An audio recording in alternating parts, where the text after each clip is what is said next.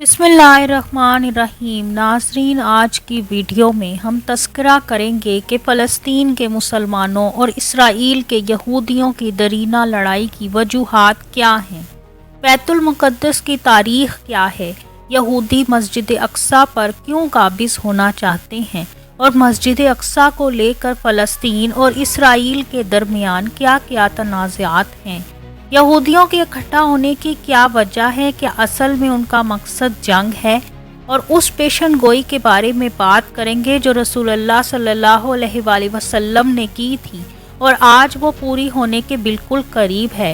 آپ سب سے گزارش ہے کہ پوری تفصیل جاننے کے لیے ویڈیو کو پورا ملاحظہ فرمائیے اور ایسی معلوماتی ویڈیوز کے لیے چینل کو ضرور سبسکرائب کر لیں۔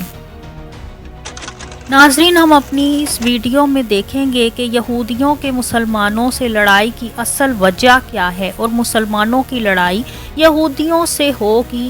پہلی بات، یہودی اسرائیل میں آباد کیسے ہوئے اور کیوں ہوئے، تو مختصر سی ہسٹری بیان کرتے ہیں تاکہ معلوم ہو سکے کہ مسلمانوں کی یہودیوں سے لڑائی ہوگی یا نہیں۔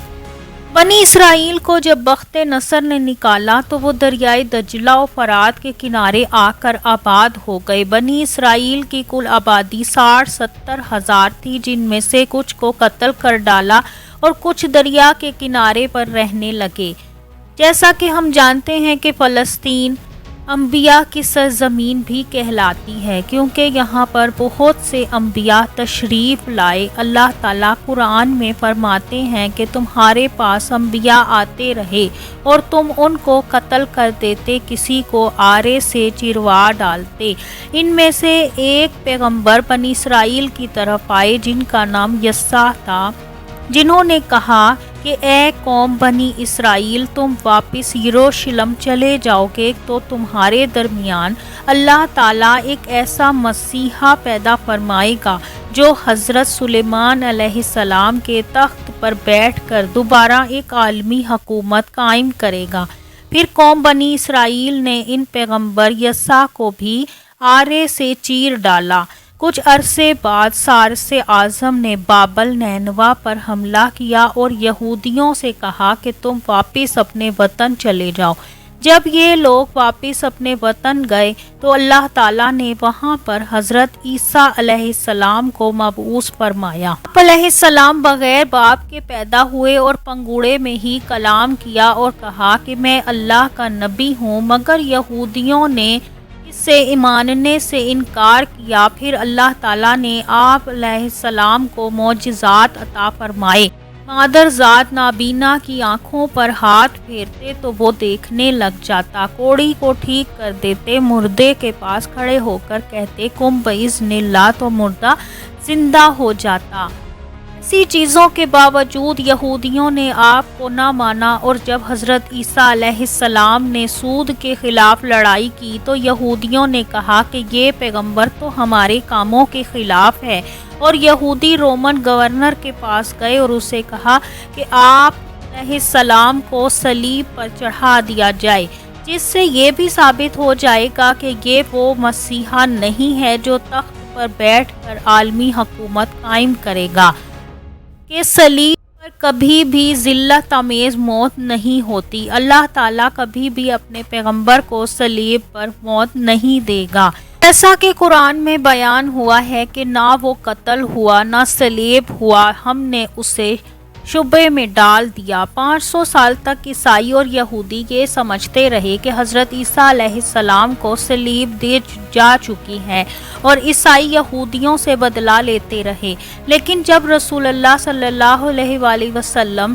500 یا 600 سال بعد تشریف لائے اور آپ صلی اللہ علیہ وآلہ وسلم نے بتایا کہ یہ وہی حضرت عیسیٰ علیہ السلام ہیں جنہیں اللہ تعالیٰ نے آسمانوں میں اٹھا لیا ہے اور قیامت کے نزدیک اتارے جائیں گے اور تخت پر بیٹھ کر حکمرانی قائم کریں گے۔ 2000 سال تک عیسائی یہودیوں کو مارتے رہے، یورپ میں مارے گئے، کبھی ہٹلر نے انہیں مارا، پھر یہودیوں نے 1916 میں یہ معاہدہ طے کیا کہ اب ہم اپنی ارض مقدسہ جائیں گے اور اپنے مسیحا کا انتظار کریں گے۔ پوری دنیا کے ممالک نے انہیں وہاں پر آباد کیا۔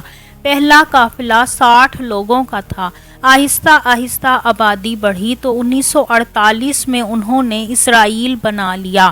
یہ سارے یہودی بہت امیر و کبیر تھے، ارب پتی تھے۔ یہ پیرس سے اپنا گھر چھوڑ کر یہاں آ کر آباد ہوئے۔ کچھ جرمنی سے آئے، کچھ نیو یارک سے آئے، یہاں آ کر آباد ہوئے، جہاں نہ گھر تھا، نہ پانی، نہ بجلی کے، لیکن وہ اس لیے یہاں آ کر آباد ہوئے کہ ہمارا مسیحا یہاں آئے گا اور عالمی حکومت قائم کرے گا۔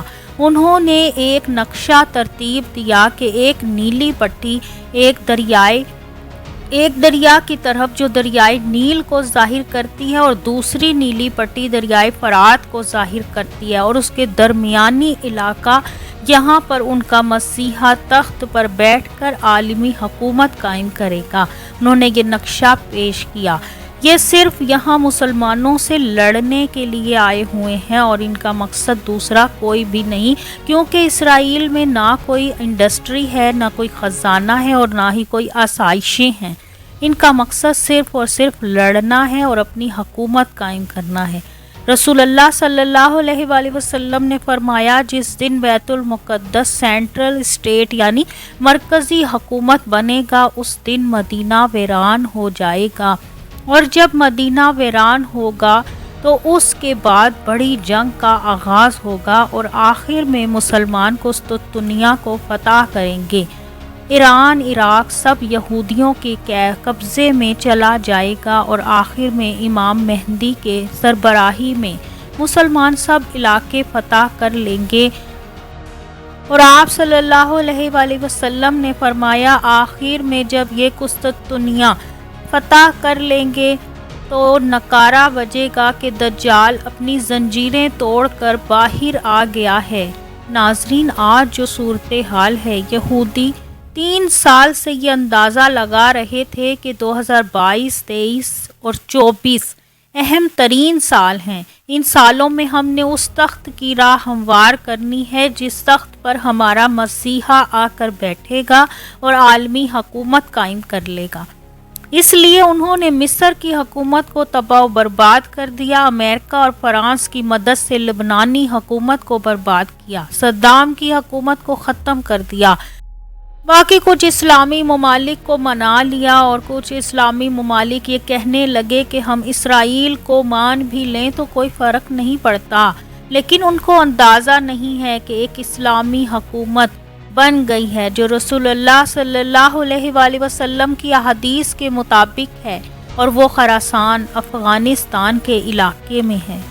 ناظرین، آج کے حالات یہ ظاہر کر رہے ہیں، ہو سکتا ہے یہ شروع ہوئی جنگ کچھ عرصہ چلے اور کچھ عرصہ بعد کم پڑ جائے، لیکن جو حالات نظر آ رہی ہیں اور امت مسلمہ کی خاموشی اس بات کو ظاہر کر رہی ہے کہ مسلمانوں کو پستی کا سامنا کرنا پڑے گا، کیونکہ مسلمان اکٹھے نہیں ہو رہے اور سب تماشا دیکھ رہے ہیں۔